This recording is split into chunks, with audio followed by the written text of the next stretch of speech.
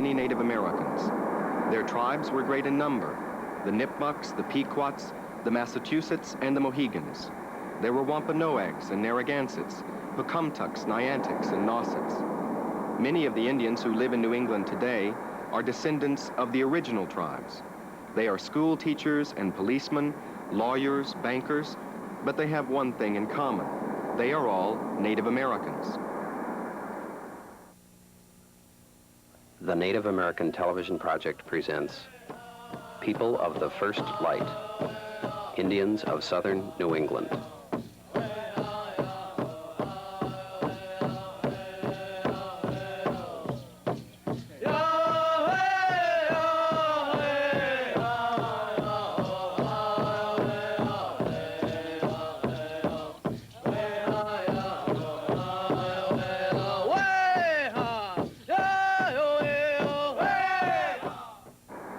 The rich history and traditions of the Indians of southern New England have not been lost.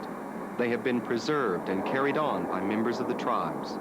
Tall Oak, a Narragansett living in southern Rhode Island, gathers quahog shells from the seashore to make wampum, just as it was made hundreds of years ago by Narragansetts living in the area. Wampum.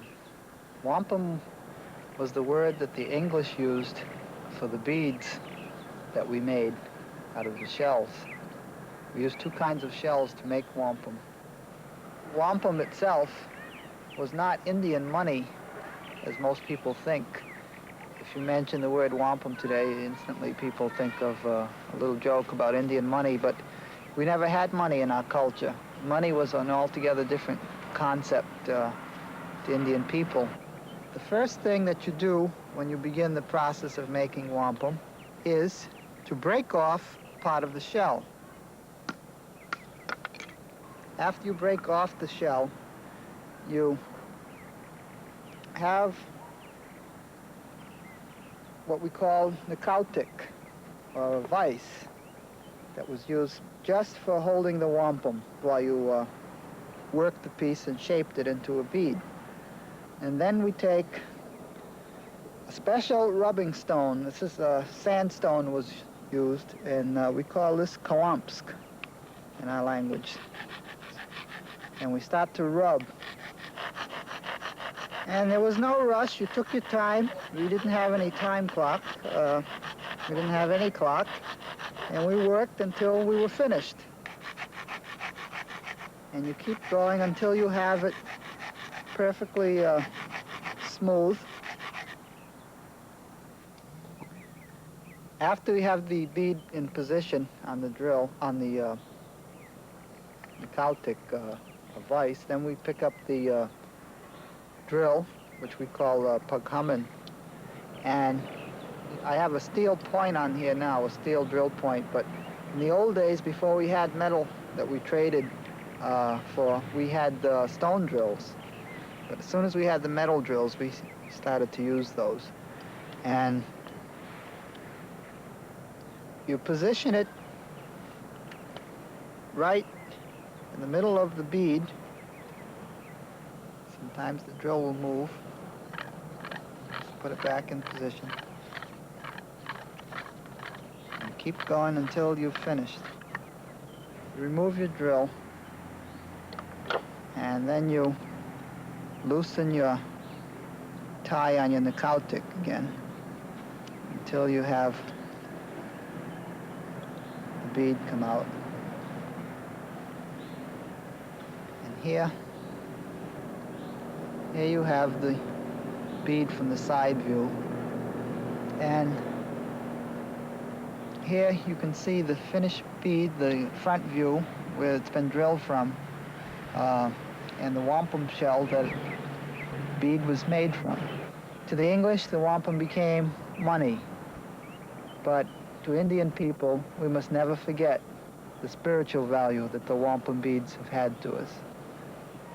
The wampum was the secret of the strength of the people. The wampum belts told our history. They told us of our past. From these small beads, a great nation was built. Just as the tradition of wampum making is kept alive by Narragansetts like Tall Oak, Other Indians from other tribes maintained their history in much the same way. Teddy Condo is a young Micmac boy. Although his family now lives in the city of Boston, the land of his people, the Micmac tribe, is in New Brunswick, Canada. Last summer, Teddy went back to the Micmac reservation and prepared this report on his visit for his class at school. I'd like to show some slides about when I went up to Canada in Restigouche and about a person I met, and his name is Tom Mcdonald.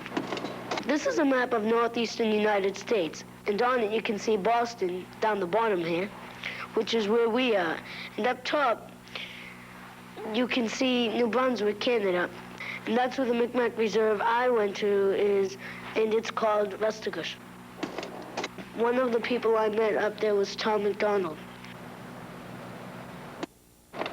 He's a Micmac Indian, and when he was a kid, his parents would cut down trees and make baskets from the wood, and he would go around all over the country selling the baskets. He learned how to make baskets from his parents, and when I was with him, he showed me how to make baskets the same way.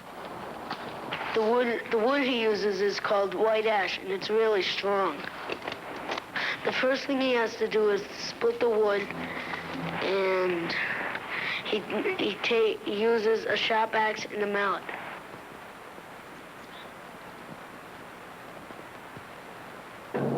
It looks pretty easy, but it takes a lot of experience to do it. After he gets the wood split into a small enough piece, he then has to make it smooth and square.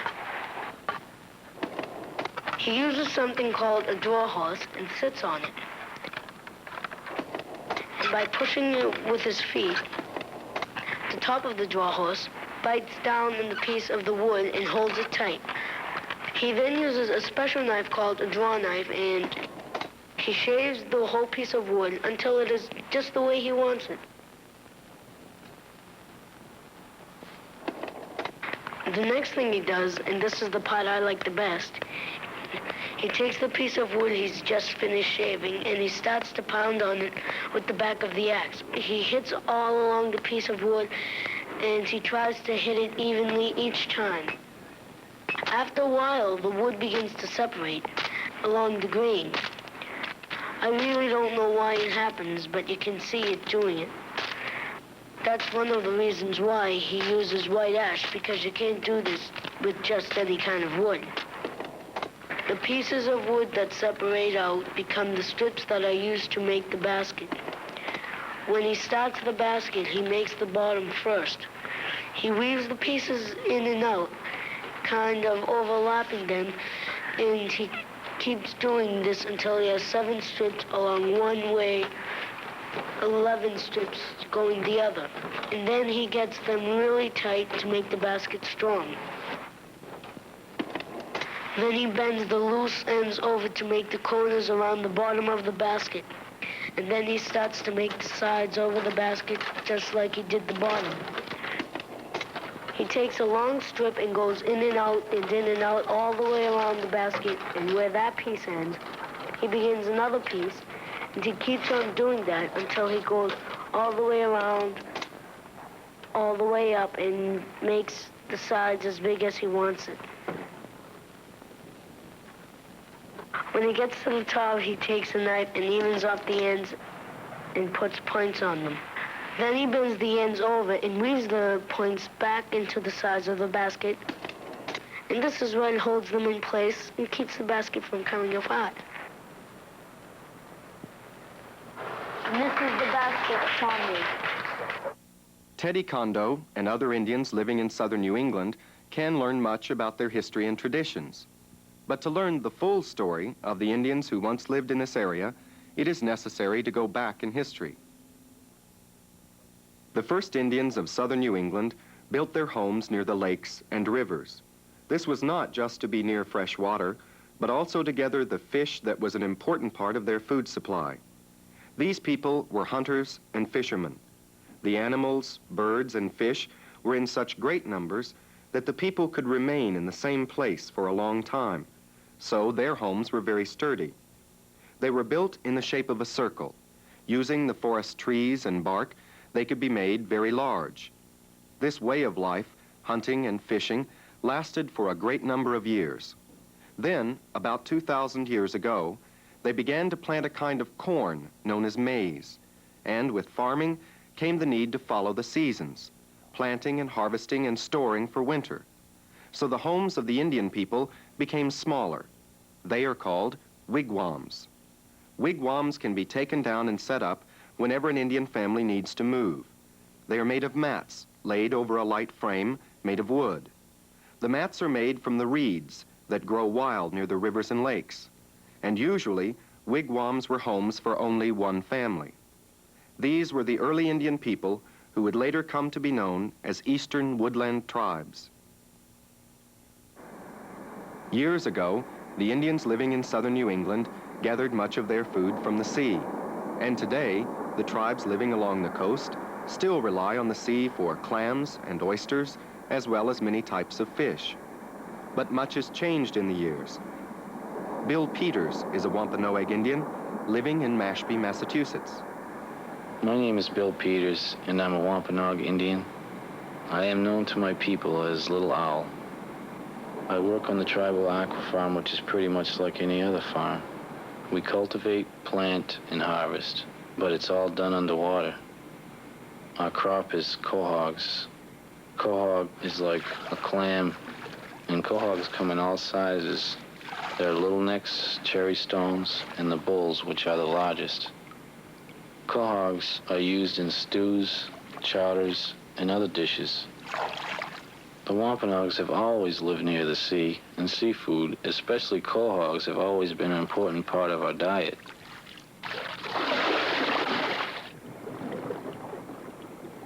It used to be that members of the tribe could just go to the sea and get quahogs, but it's not that easy now. A lot of people have moved into the area, and they've fenced off beaches and areas where the quahogs grow. And now there are only a few areas left where we can go to get quahogs. That's why we started the aqua farm. Quahogs grow on the ocean bottom, either in mud or sand, depending on the area. The best bottom for growing them is light sand with a fairly swift current. We plant quahogs when they're about the size of your fingernail, and it takes about a year for them to grow. When they're ready to harvest, they're about the size of your fist and weigh up to about a half a pound. From time to time throughout the year, we go down and check on how they're doing.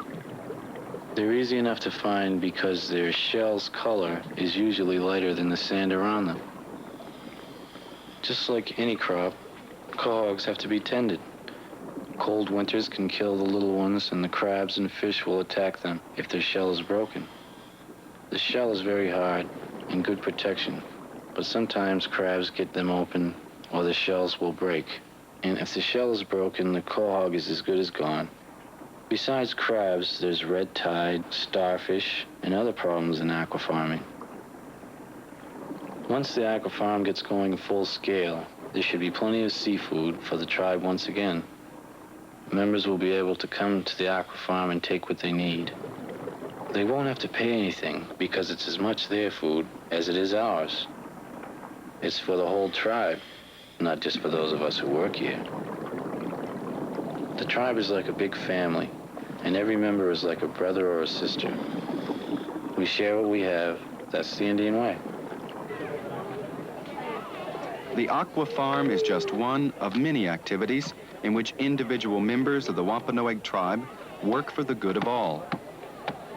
Another, and a very popular activity, is the annual Clambake, which takes place each year during the Mashpee Powwow. For many of the tourists and visitors who attend each year, the Clambake is the high point of the powwow. This is not the case, however, for the Wampanoags and Narragansetts, the Pequots and Scatticooks, the Micmac and the Mohegan. Members of these and other tribes who come from throughout New England and beyond come not for the Clambake, but rather to simply spend this weekend together. Casual visitors to Mashpee see the food stands and the jewelry for sale. They hear the drumming and chanting and watch the dance contests.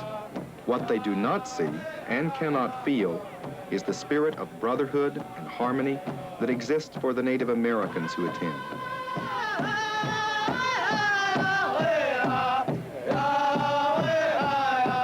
The powwow is a time for tribal leaders to meet and exchange greetings, to talk of the successes and failures of the past year. It is a time to give and seek counsel. The powwow is also a time for religious ceremonies. Some of these are held in public, like the passing of the pipe and the prayers to the Great Spirit for guidance.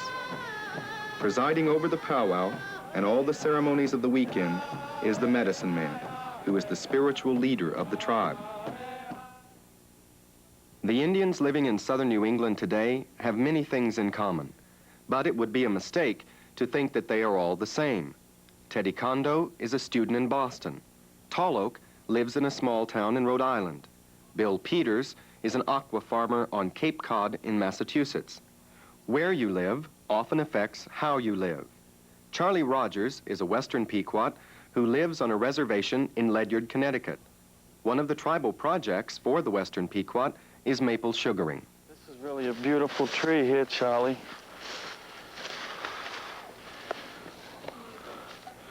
And she's running really slow. Just about the end of the season. We're not going to get too much more sap this year. How many gallons of syrup could a tree this size produce?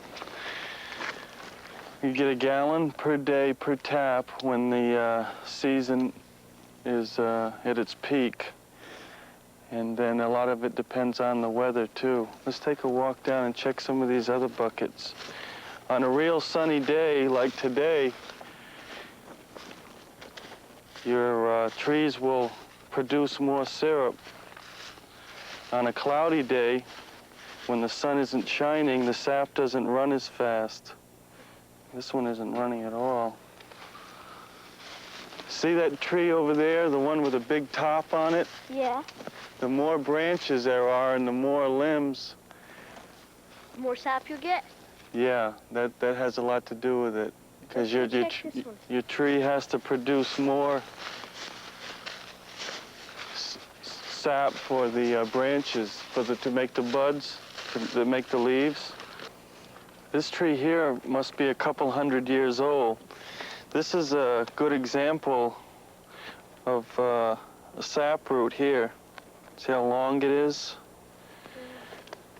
And when you're looking to drill the hole for the spile, you want to put your spile a couple of feet above that sap root. Here's an old hole from last year. Eventually that'll heal right over, just like a cut on your hand will heal. And you take your spile, it goes right through those little grooves there. See it? See the hole? And then it runs right, trickles right down there and drips into your bucket. One little drip at a time. It does that all day long, and eventually you'll get about a gallon. Hey, let's go up and see how the other people are doing. So we'll give them a hand. Okay,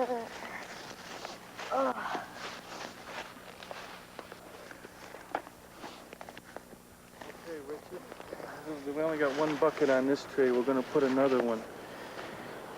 Now, when you're drilling your hole, you follow your sap root, and you come up about a couple of feet, and you put a hole right here, okay? Crank it. So you want to drill it in about 1.5 inches, just past these curls here. You have to really push on it now. Okay. That's good. See the sap? See, it's starting to flow already. Okay, now you take your spile, you take your hook, and you put that on the end of the spile, and we'll stick that right in the hole. That hook is to hang your bucket on. Go ahead and put the lid. The lid helps to keep the bugs and the rain out of your sap. There you go. Charlie, you want to hang the bucket? you should get about 1 gallon of sap a day per tree. So if it's running good, you dump your buckets every day. Okay.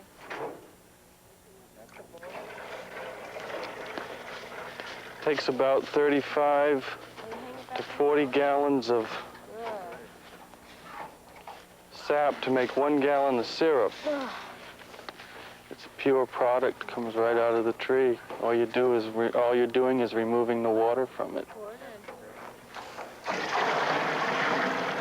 Okay, hang it back up on the tree. How much sap you got? A little bit. Okay, you ready to take back up to the barrel? How come?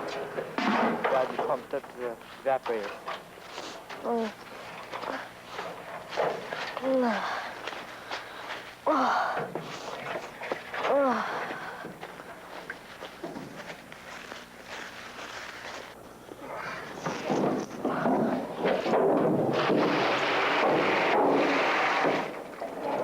How come we're dumping it in here? Well, we have to relay it from here to the main evaporator, and we also have 4 other groves we pump up over the hill to this main station to make it easier for us instead of carrying it up over the hill by hand. So what we'll do now is we'll start the machine, pump it up over the hill, and we'll check it up there and see what goes on.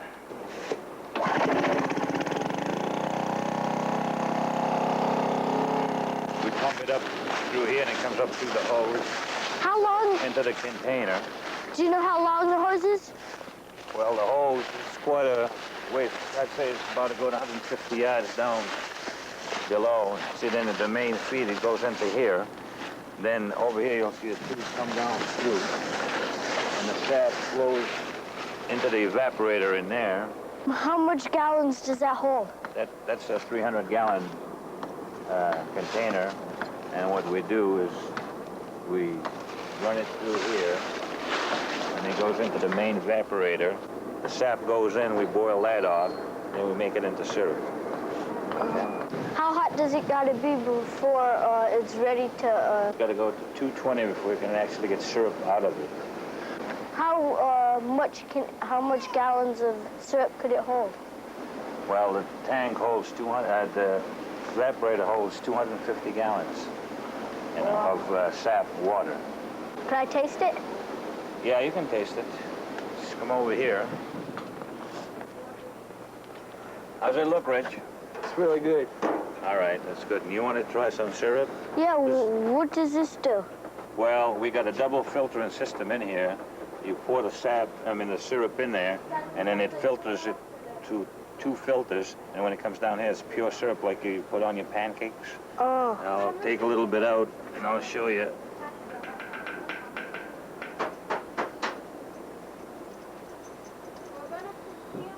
Wow. All right, now stick your finger in there and taste it. That's good. At one time, all of the land in southern New England belonged to the Indians. Over the years, however, the land was taken from them, often by deceit and by treachery. Today, the Indians of southern New England have very little land, and some have no land at all.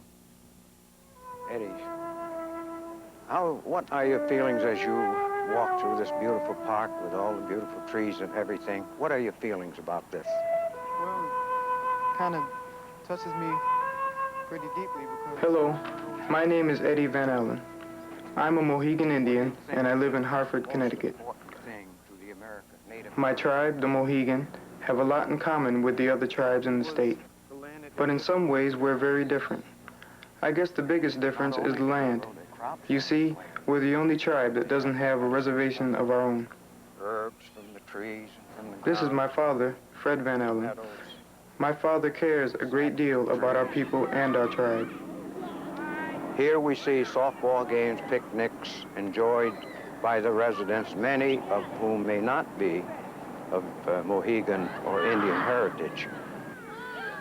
We wonder if they realize that this beautiful land that they are enjoying does not really belong to them, but does belong to the Mohegan people.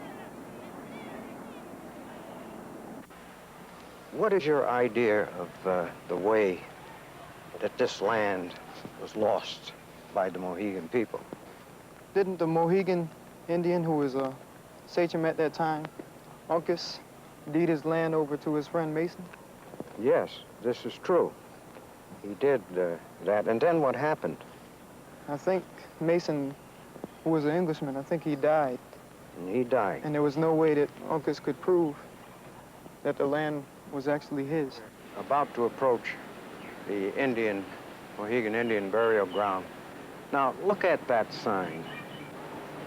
What does that say to you? It shows the influence that the English have on the Indians and have always had since they came. Exactly. And it also shows the disrespect of the English and the people for the sacred ground of the Native American Mohegan Indians. And as we walk down through this cemetery, we do see many graves, some of which are nothing but a slab of stone, unmarked. Nobody knows who these people are. They could be people who are directly related to us. Now, here is a stone here that states the last speaker of the Mohegan Pequot language in Connecticut. Now, when you speak of language, this has to do with culture. It's very important. How do you think we should go about getting this land back? Should we wait and go through the courts? Should we demonstrate, as other groups have done, to maintain their rights? Or how should we go about getting this land back? Well, we somehow have to prove. Someday we hope this land will be returned to us. We know that if it is, our culture will remain strong, and our people will always be able to call themselves Mohegans. Eddie Van Allen and the other Indians you've seen in this program are just a few of the many Native Americans living in southern New England today.